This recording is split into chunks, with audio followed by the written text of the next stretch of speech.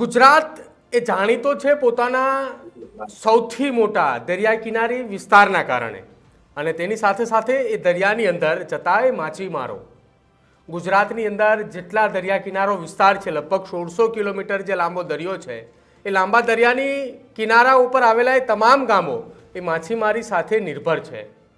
પરંતુ ભાવનગરના તળાજાની અંદર થોડા દિવસો પહેલાં એક એ પ્રકારની ઘટના બને છે કે જેની અંદર એ હજારોની સંખ્યામાં માછીમારો એ રોજગાર વગર હવે આવનારા 3 થી 4 મહિના સુધી રહે તો નવાય નહીં.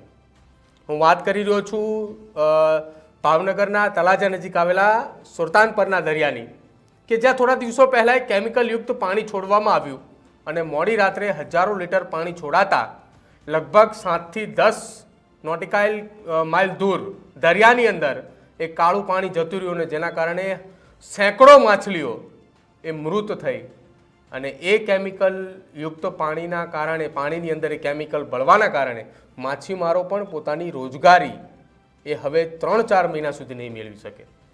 આ અંગે વિસ્તૃત વાત કરવી છે ગામના કેટલાક લોકોની સાથે અને એ જે ત્યાંના દરિયા કિનારા ઉપર જે માછીમારી કરવા જતા જે લોકો છે તેમની સાથે તળાજા કોંગ્રેસના પ્રમુખ જે છે એ સીધી વાતચીત તેમની સાથે કરી હતી. જે દિવસે આ ઘટના બની હતી તે દિવસે મોડી રાત્રે પણ તેઓ ત્યાં પહોંચ્યા હતા. તો પ્રહલાદસિંહ સાથે સીધી વાત કરવી છે. શું કઈ ઘટના બની હતી તે દિવસે મોડી રાત્રે? કેટલા લીટર એ કેમિકલ એ દરિયાની અંદર છોડવામાં આવ્યું હતું અને કેવી રીતે તમને જાણ થઈ આખી આ ઘટનાની? પહેલા તો મને ત્યાંના સ્થાનિક માછીમારોએ પ્રદીપભાઈ રાત્રે 9-10 વાગ્યે કોલ કર્યો હતો. એટલે હું રાત્રે ત્યાં પહોંચ્યો હતો. એમના આગલા દિવસે એટલે કે પૂનમના દિવસે, જે દિવસે પાણી દરિયામાં ખૂબ વધારે હોય છે, એ જ દિવસની પસંદગી કરીને કોઈ શિપ બ્રેકિંગ યાર્ડમાં કોઈ શિપ બ્રેકર્સોએ આ કામ કરેલું છે અને લાખો લીટર કેમિકલ એ દરિયામાં વહાવ્યું છે. હું જ્યારે ત્યાં પહોંચ્યો ત્યારે માછીમાર ભાઈઓ 2 કે 3 ત્યાં અંદરથી બહાર આવી રહ્યા હતા. એમના પૂરા કપડા, આખું શરીર એ કાળા રંગના ઓઇલથી રંગેલું હોય એવું બની ગયું હતું અને ખૂબ લાંબા અંતરમાં એટલે કમસે કમ 12-16 કિલોમીટર ના દરિયા કિનારા ઉપર આ કેમિકલ પથરાઈ ગયું હતું, જેનાથી અસંખ્ય માછલીઓ, બીજી ઘણા જીવ સૃષ્ટિ, ખાસ કરીને કરચલા જેને આપણે સૌથી વધારે મજબૂત માનીએ છીએ, એ જમીન પણ રહી શકે, પાણીમાં પણ રહી શકે, કાદવમાં પણ રહી શકે, એ પણ મરી ગયા હતા. અને એમની બોટ, માછીમારોની જાળો એ બધું સંપૂર્ણપણે ઓઇલથી લાદી દીધું હોય, કલર કરી દીધા હોય એવું બની ગયું. અને બોટ તો એ લોકો સાફ કરશે તો થઈ જશે, પણ એમની જાળ હવે એમને કામ નહીં આવે. પર વ્યક્તિ એમને 50,000 થી 5 લાખની નુકસાની છે. આવતા 2-2.5-3 મહિના સુધી એ લોકો માછીમારી કરી શકશે કે કેમ તે શંકાનો વિષય છે. કારણ કે હવે જે પ્રમાણમાં દરિયાઈ જીવ આવવા જોઈએ એ પ્રમાણમાં હવે આવશે નહીં, જ્યાં સુધી આ કેમિકલ યુક્ત પાણી આ કાંઠા વિસ્તારમાંથી સંપૂર્ણપણે જશે નહીં ત્યાં સુધી. પણ પ્રહલાદજી, આપ એમ કહો છો કે કાંઠા વિસ્તારની અંદરથી જ્યાં સુધી કેમિકલ વાળું પાણી જશે નહીં ત્યાં સુધી કોઈ નવા દરિયાઈ જીવ નહીં આવે. પણ આ પાણી તો ધીમે ધીમે આગળ જશે કેમિકલ વાળું. તો આ તો દરિયાની અંદર બીજી કેટલી જીવ જંતુઓ છે, કેટલા અસંખ્ય એ દરિયાઈ જીવો છે. કલ્પના ન કરી શકાય એવડી મોટી નુકસાની છે. માત્ર દરિયાઈ જીવની નહીં, માછીમારોના રોજીરોટીની. પછી ફોરેસ્ટ વિભાગે ત્યાં એનું વૃક્ષારોપણ કરેલું છે. હજારોની સંખ્યામાં વૃક્ષો છે, એમના જે દરિયાઈ વૃક્ષો એ રોપે છે. મારે કાલે એક ફોરેસ્ટ અધિકારી સાથે પણ એમની ચર્ચા થઈ. મેં એમને પણ કહ્યું કે તમે પણ કાર્યવાહી કરો, કારણ કે કમસે કમ 2000 મંગરૂ ના વૃક્ષો છે યાર. એ વૃક્ષો 8-8 ફૂટ સુધી કાળા થઈ ગયા છે. બોલો. 2000 પક્ષીઓ, ખાસ કરીને બગલાઓ, એ સંપૂર્ણપણે ઓઇલથી લદાઈ ગયા હતા અને બીજા દિવસે બધા જ મરી ગયા. હું દરિયામાં ત્યાંના સ્થાનિક વ્યક્તિની બોટ લઈને ગયો હતો, લગભગ 2.5 થી 3 કિલોમીટર. હમ ક્યાંય પણ જગ્યાએ, કોઈ પણ જગ્યાએ આ લોકો માછીમારી કરી શકે એમ નથી, દરિયાઈ જીવ ક્યાં બચે એમ નથી. આવી પરિસ્થિતિ છે. આમની ગંભીરતા લોકોએ લીધી નહીં. કોસ્ટગાર્ડે આમનું નિરીક્ષણ કરવું જોઈએ. એ કરતા બહુ વાર લાગી. જીપીસીબી ની ટીમ આવી હતી. જીપીસીબી ની ટીમે થોડું કામ કર્યું છે. હવે એ કહે છે અધિકારીઓ કે અમે રિપોર્ટ બનાવીએ છીએ, આ 3 કલાકનું પિક્ચર નથી, તમે રાહ જુઓ, તાત્કાલિક નિર્ણય ન આવે. પણ આ વાતને આજે 8 દિવસ થયા છે, છતાં પણ આખી એ લોકો ઘટનાની અંદર પ્રહલાદસિંહ એ સમજવું છે. મને મેં આપની સાથે જ્યારે વાતચીત કરી, પછી તળાજાના કેટલાક સ્થાનિક લોકો સાથે પણ વાતચીત કરી, એ લોકોનું એવું કહેવું છે કે વારંવાર દર 5 મહિને 6 મહિને આ પ્રકારનું કેમિકલ છોડવામાં આવે છે. કોણ મોડી રાત્રે છોડીને આવીને જતું રહે છે ખબર નથી પડતી, પણ જ્યારે કેમિકલ છોડીને જતા રહે છે ત્યારબાદ 3-3, 4-4 મહિના સુધી માછીમારી પણ નથી થતી અને લાખો રૂપિયાનું નુકસાન થાય છે. તેમ છતાંય અત્યાર સુધીમાં ન તો જીપીસીબીએ કોઈ કાર્યવાહી કરી છે, ન તો પોલીસ વિભાગ કોઈ પણ પ્રકારની કાર્યવાહી કરી રહ્યું છે. પ્રદીપભાઈ, આ ધનપતિઓના ખેલ છે. એક સ્થાનિક આગેવાન તરીકે અમે જ્યારે પૂરા પ્રૂફ સાથે વાતને લઈ આવ્યા ત્યારે જ આ લોકો માર્કેટમાં આવ્યા છે. અત્યાર સુધી આ લોકોએ અનેક જગ્યાએ રજૂઆત કરી છે, પણ અભણ માછીમાર ભાઈઓ કેટલી હદ સુધી લડાઈ લડી શકે. આજે પ્રથમવાર જ્યારે આ વાત મારા ધ્યાને આવી, મને એવું લાગ્યું કે ગરીબ માણસોની રોજીરોટી છીનવાય છે, દરિયામાં પ્રદૂષણ થાય છે, દરિયાઈ જીવોનું નુકસાન થાય છે. આ ખરેખર આપણા તળાજા માટે ખૂબ ખરાબ બાબત કહેવાય. એટલે આ મુદ્દો લઈ અને હું આવ્યો. મને પણ ઘણા લોકો દ્વારા ફોન કરીને એવી જાણ કરવામાં આવી હતી કે તમે આનાથી દૂર રહો, આમ થશે, તેમ થશે.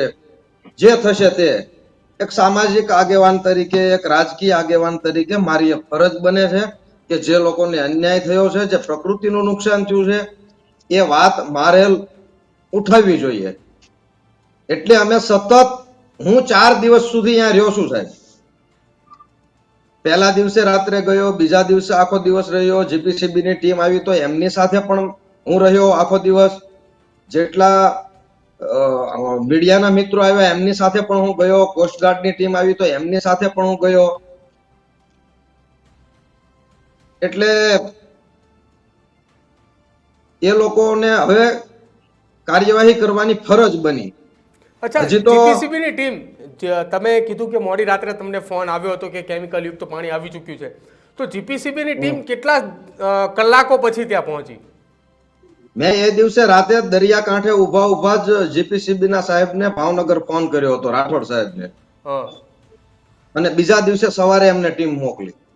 અચ્છા, રાત્રે હું એ ટીમને ટીમને મોકલી. લઈને અને હું અહીં તળાજા મારી ઓફિસેથી જ એ ટીમને લઈ અને અહીંયા ગયો હતો અને મેં જ એમને એ બતાવ્યું હતું. તો આ 3-4 દિવસ તો સમય વીતી ગયો છે જીપીસીબી રિપોર્ટ લઈને ગયા એ, તો હજી સુધી એ સ્પષ્ટ નથી થયું કે કેમિકલ હતું એ કઈ કંપનીનું હતું અથવા શેનું કેમિકલ હતું કે જે દરિયામાં છોડવામાં આવ્યું? સાહેબ, કેમિકલ હતું એ ફાઇનલ છે.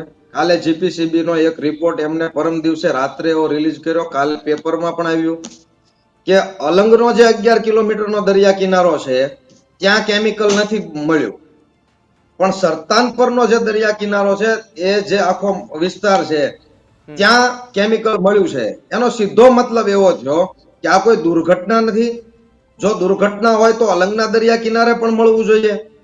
એટલે અલંગથી ઉપાડીને એને વચ્ચે છોડવામાં આવ્યું છે. આ સ્પષ્ટ છે. અને આ હું નથી કહેતો, જીપીસીબી નો રિપોર્ટ કહે છે. એ સાહેબે જે કીધું છે એ કાલે જ સમાચાર પત્રોમાં આવ્યું છે. છતાં પણ એમને ખબર છે, મોટા મોટા લોકો આમાં સંડોવાયેલા છે, શિપ બ્રેકરો છે સાહેબ. આમાં મોટા માણસોના ખેલ છે આ બધા. નાના માણસોની રોજીરોટી છીનવાય છે, પ્રકૃતિનું નુકસાન થાય છે, જીવસૃષ્ટિનું નુકસાન થાય છે, દરિયાઈ જીવસૃષ્ટિનું નુકસાન થાય છે. ઘણા બધા કેસ બને છે સાહેબ. હજી તો ફિશરીઝ વિભાગે તો કોઈ કામગીરી જ હાથ ધરી નથી. આ લોકોનું જે નુકસાન થયું છે, ગરીબ માણસોનું, જેઓ 2.5 મહિના સુધી પોતાની રોજગારી કરી શકે એમ નથી, એમની બોટ ખરાબ થઈ છે, એમની નેટ જેમાં માછલીઓ પકડવાની હોય છે એ નેટનો સંપૂર્ણપણે નાશ થયો છે.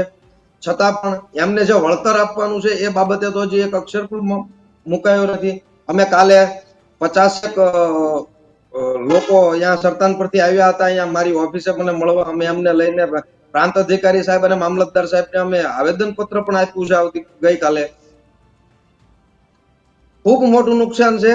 ગરીબ માણસોની વાતને કોઈ સાંભળનારું હવે આ રાજ્યમાં રહ્યું નથી. રાજ્ય સરકારે આ બાબતની ગંભીરતા લેવી જોઈએ.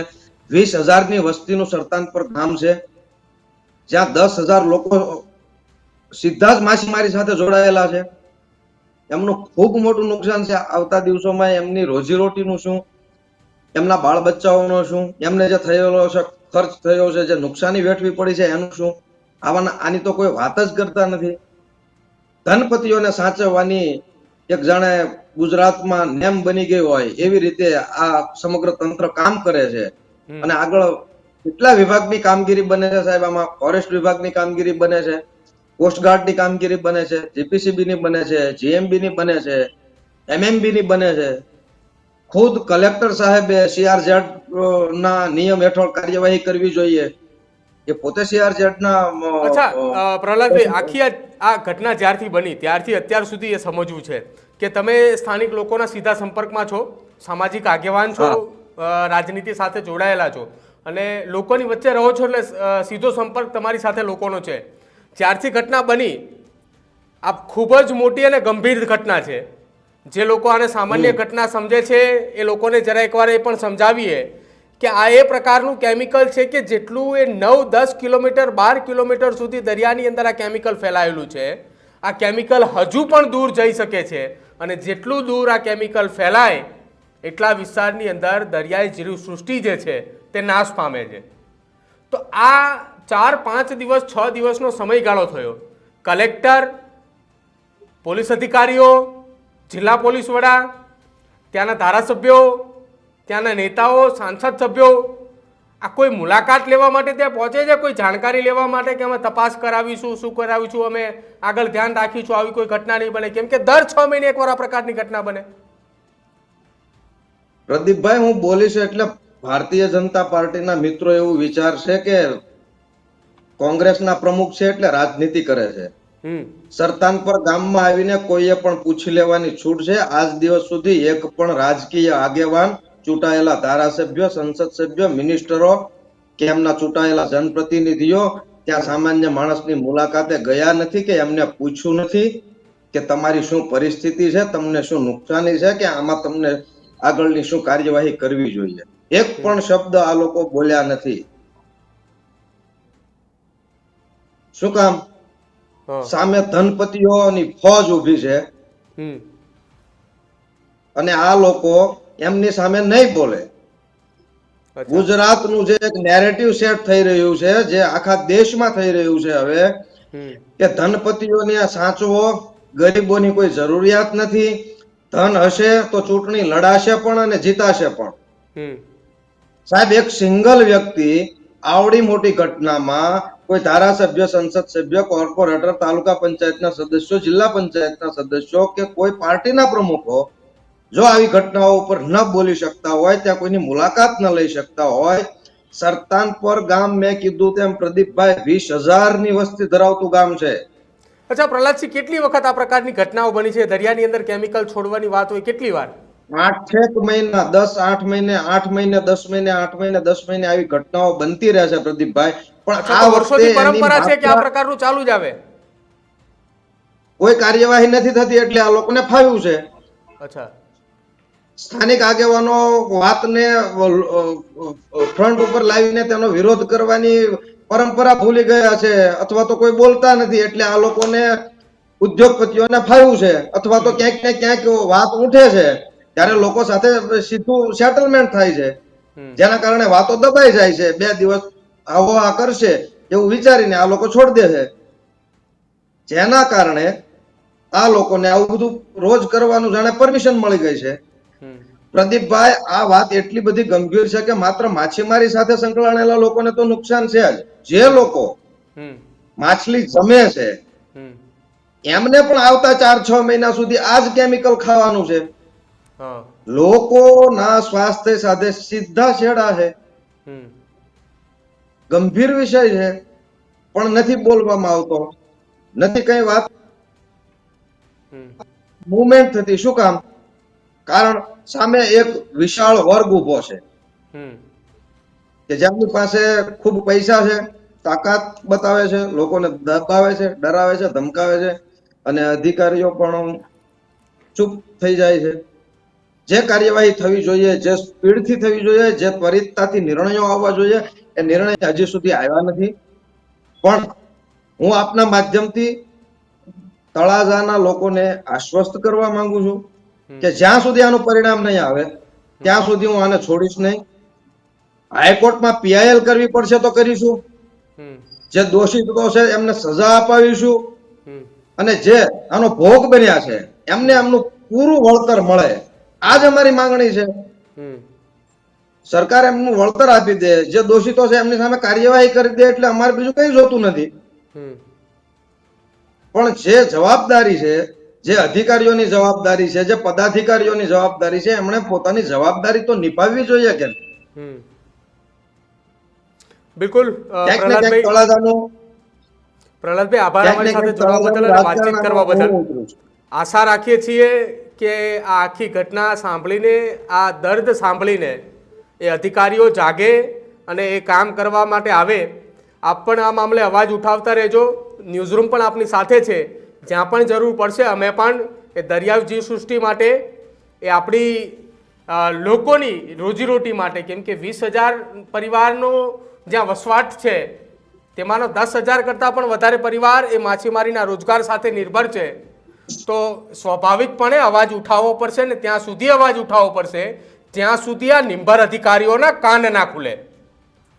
આ પ્રદીપભાઈ, આખા કાયદાની અંદર, આખી ઘટનાની અંદર જો કાર્યવાહી થવાની હોય તો જિલ્લા કલેક્ટર, જિલ્લા એસપી, જીપીસીબીના અધિકારી, એ ધારાસભ્યો અને સાંસદ સભ્યો સામે પણ કાર્યવાહી થવી જોઈએ કે દર 6 મહિને આ પ્રકારની 100%. ઘટના બને છે તો એ બોલતા કેમ નથી અને 100%. તપાસ કેમ નથી કરાવતા?